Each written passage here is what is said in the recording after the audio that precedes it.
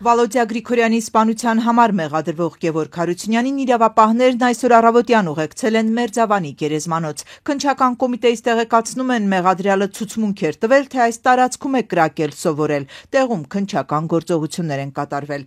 Գերեզմանոցի հենց մուտքի մոտ սպանված համայնքապետի շիրիմն է, անընդհատ մարդիկ են մոտենում։ Լավ մարդ։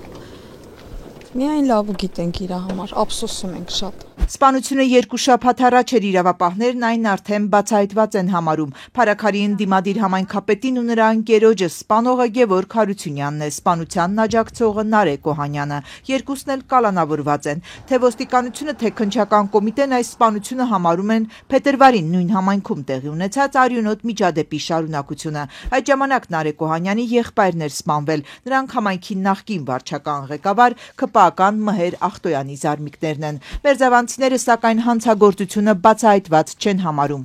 Բացահայտված է տղեն սպանել, մեզի պետք է որևէ ով է սովորացրել իրան։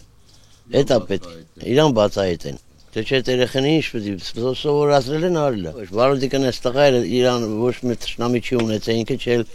այդպես բան գոյություն չունի։ Կարծում են, որ սպանության մեջ մեղադրվողը 20-ամյա Գևորգ Հարությունյանը պատվիրատու ունի եւ կանգ չեն առնում Ախտոյանի անվան վրա։ Չգիտեմ Ախտոյանին ով է հիմա սովորացրել, դա էլ գոյություն ունի։ Ըստ քննչական կոմիտեի Գևորգը խոստովանել է, որ սպանողն ինքն է, որ վրեժխնդիր է եղել Նարեկի սպանված եղբոր համար։ Նարեկ Օհանյանը հերքում է դեպքին իր մասնակցությունը, փաստեր ունի, որ սպանության ժամին տանն է եղել։ Քննչականն էլ տվյալներ ունի, որ իր նորակառույց տան բակում Նարեկը կրակ է թեժացրել, որ քիչ անց այրի մարդասպանի հագուստը։ Մերձավանցիները նրա մասին շատ ասելիք չունեն։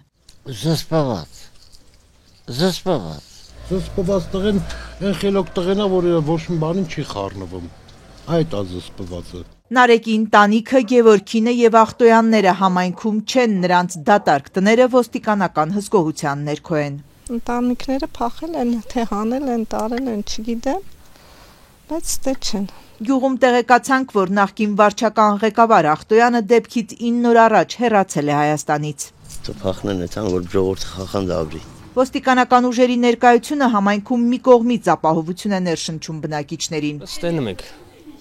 որ օրգանի աշխատողներն իրենց գործ անում են։ Մյուս կողմից վկայություն է այն մասին, որ ռիսկերը չեզոքացված չեն։ Հələ հանգիստայներ տենանքել հանգիստ կմնան թե